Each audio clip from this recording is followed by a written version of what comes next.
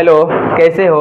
उम्मीद और विश्वास है कि आप लोग अच्छे और स्वस्थ होंगे। तो आप लोगों के लिए छोटे से चैनल पर आप लोगों के स्वागत है बिहार ऑनलाइन एजुकेशन में। अगर चैनल पर नए हैं तो आप लोग से हाथ जोड़ के निवेदन करता हूं और दिल के गहराइयों से अभिनंदन करता हूं कि इस चैनल को जरूर सब्सक्राइब कर लीजिएगा। तो आप लोगों के लिए कंटिन्यू क्लास हम ले रहा हूं और सब्जेक्टिव क्वेश्चन का, जो कि आपको मैट्रिक बोर्ड एग्जाम में आने की संभावना बहुत ज़्यादा है। और इस क्वेश्चन ऐसा क्वेश्चन बाबू बहुत सारा क्वेश्चन आया भी है। आप लोग अगर नहीं देखे हैं तो आप लोग क्वेश्चन बैंक उठाकर देख सकते हैं। ये सब क्वेश्चन बहुत बार पूछ चुका है, इसलिए आप लोग इसी टाइप पर आप लोग के कंटिन्यू क्वेश्चन हम पढ़ा रहा हूं ताकि आपको बोर्ड एग्जाम में थोड़ा सा प्रॉब्लम नहीं होगा। और आप लोग से उम्मीद और विश्वास के साथ बोलता हूं जी कि आपको मैट्रिक बोर्ड एग्जाम में 2 अंकीय प्रश्न, यानी कहने का मतलब लघु उत्तरीय, आपको अब लघु उत्तरीय का मतलब 2 अंकीय प्रश्न होता है, जिसमें से आप लोग के लिए 30 प्रश्न देगा और उसमें से आप लोग के लिए 15 क्वेश्चन को जवाब देना होता है। तो जिसमें से आप लोग के 30 प्रश्न देगा, जिसमें से आप लोग को 15 क्वेश्चन का जवाब देना होता है, हम पूरा उम्मीद और विश्वास के साथ बोलता हूं कि आप लोग के लिए 15 क्वेश्चन तक लड़ा दूंगा। ये 100% वादा है, लड़ाएंगे एकदम। 25 दिन तक क्लास कंटिन्यू लेंगे और आपको पूरी की पूरी एक एक चीज़ लड़ा देंगे। तो इसीलिए आप लोग इस वीडियो को थोड़ा सा स्किप मत कीजिएगा और भगाने का भी प्रयास मत कीजिएगा।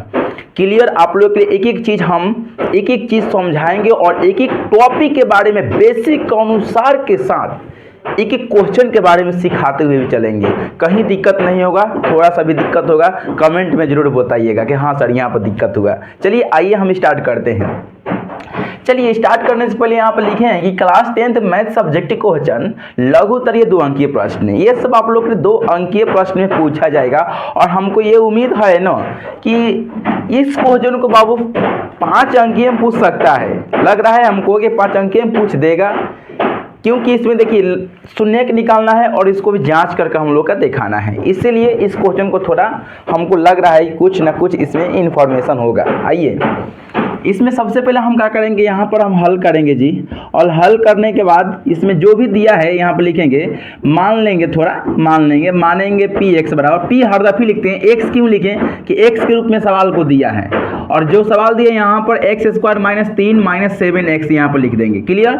उसके बाद हम लिखेंगे पी एक्स इक्वल में 0 लिख देंगे। 0 क्यों? क्योंकि बाबू सवाल में शून्य निकला है। ठीक है, तो सवाल को हम लिखेंगे और यहाँ पर 6x square -3x -7x equal का 0 कर देंगे।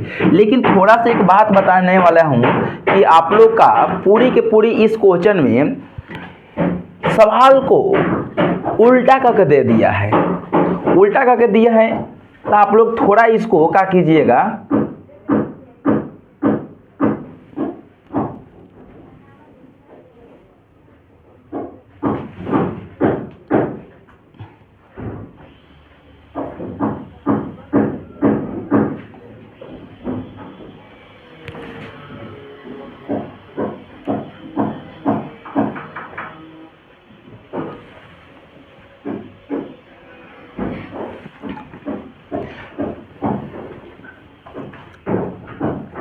ठीक है।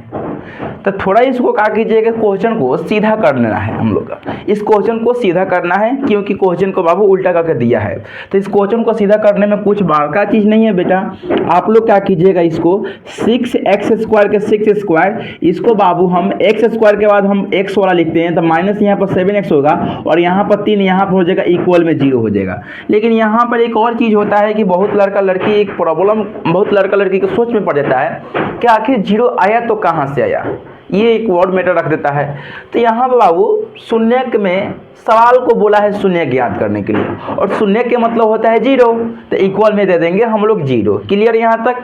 चलिए उसके बाद हम एक एक टॉपिक पे बात करेंगे, शुरू और लास्ट में। उसके बाद गुणनखंड करते हैं, इसको शुरू और लास्ट में गुणा करेंगे तो 18 हो जाएगा। और इसको बाबू 18 आ जाने के बाद आपको एक बात याद रखिएगा, ये सब क्लास 9 में सीखे होंगे, अगर नहीं पढ़े होंगे तो आप लोग के थोड़ा यहाँ हमको बताना जरूरी होगा।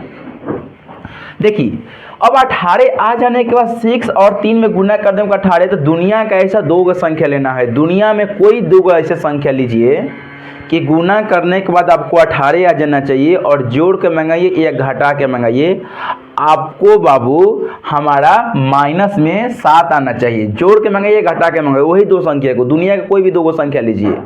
देखिए हम चाहते थे यहाँ पर हम तेज़ी से निकल सकते थे बताकर, लेकिन लड़का लड़की के मेरा फ़ायदा क्या हुआ पढ़ाने का।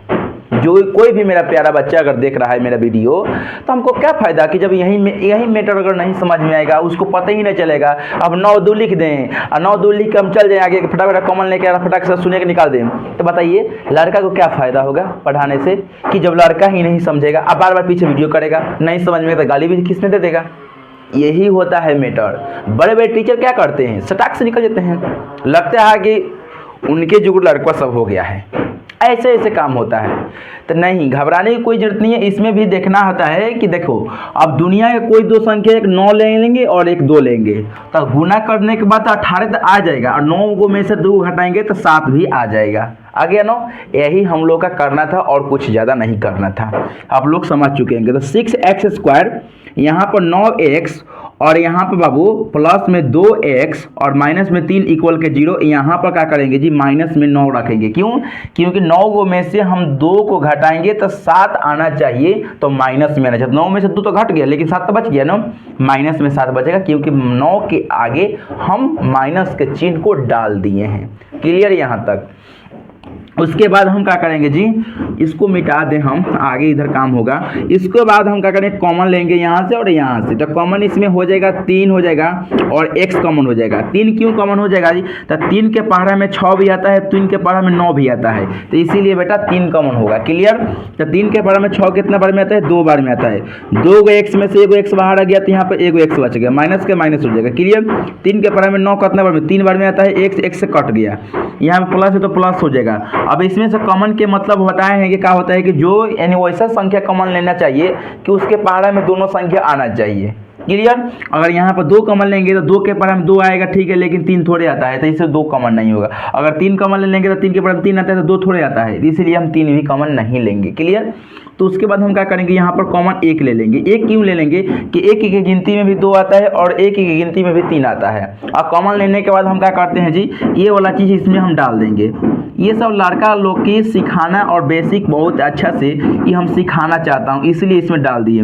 अब लड़का लड़की बोले कैसे हुआ, तो 1 की गिनती में 2 का बार में आता है, 2 बार में आता है, 1 से तो x प्लस माइनस को माइनस कर दिए, और 1 की गिनती में 3 कितना बार में आता है, 3 बार में आता है, तो लिख दिए। क्लियर? उसके बाद हम क्या करेंगे, जी, यहाँ पर हम क्या करेंगे जी, 3x + 1, तो यहाँ पर लिखेंगे 3x + 1, क्लियर कर देंगे।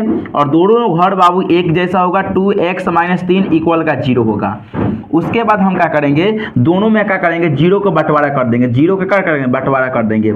आइए 0 को बंटवारा करने, यहाँ पर 3x + 1 इक्वल में 0 कर देंगे, और यहाँ पर 2x - 3 इक्वल का 0 कर देंगे। क्लियर यहाँ तक? उसके बाद क्या करेंगे, यहाँ पर 3x प्लस में है तो इसको माइनस में डाल देंगे, और यहाँ पर x के मान निकालने के लिए -1 बटा गुना में है तो इसको भागा में लेकर आ जाएंगे। क्लियर?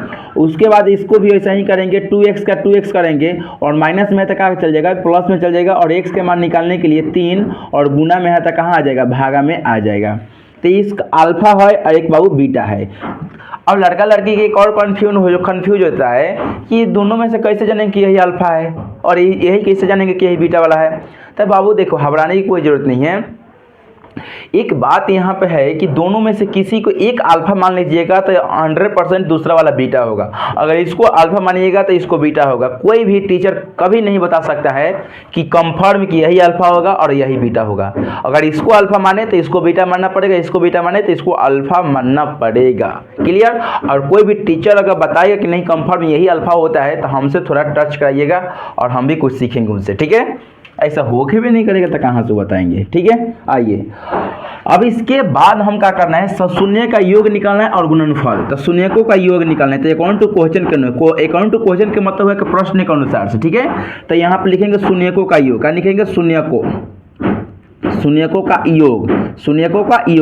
तो शून्य के मतलब कोई पूछेगा कि शून्य के मतलब क्या होता है, तो अल्फा और बीटा होता है।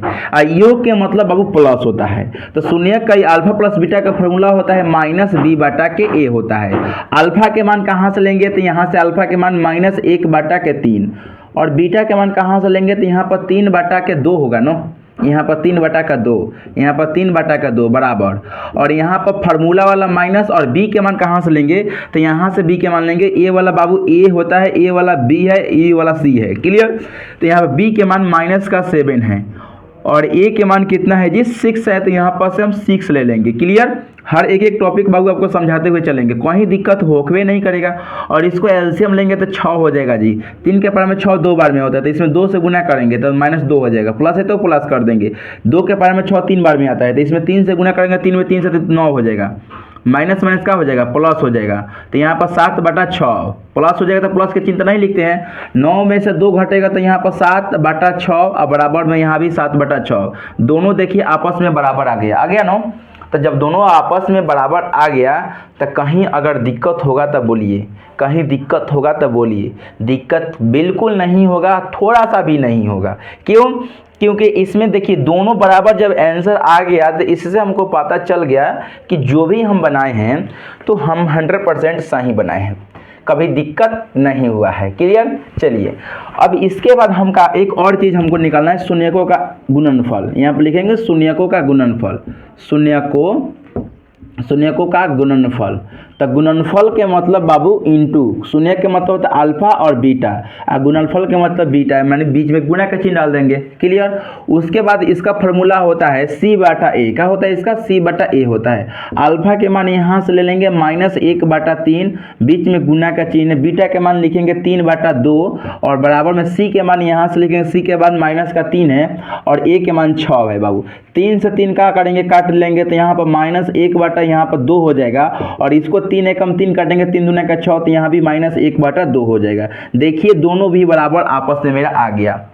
तो ऐसे शून्य के निकाल कर और इसको जांच भी करना था। और तब पूरी एक एक चीज़ आप लोग की रणनीति समझ में आया कि कैसे कैसे बना है और कैसे कैसे बन रहा है। अगर एक और बात आप लोगों से बता देना चाहता हूँ, अगर वीडियो में थोड़ा सा अगर वाइट हो रहा है तो आप लोग नेक्स्ट बार हमको कमेंट में बताइएगा कि हाँ दिक्कत ज़्यादा हो रहा है, तो इसको भी सुधारने का बहुत ज़्यादा प्रयास होगा, क्लियर।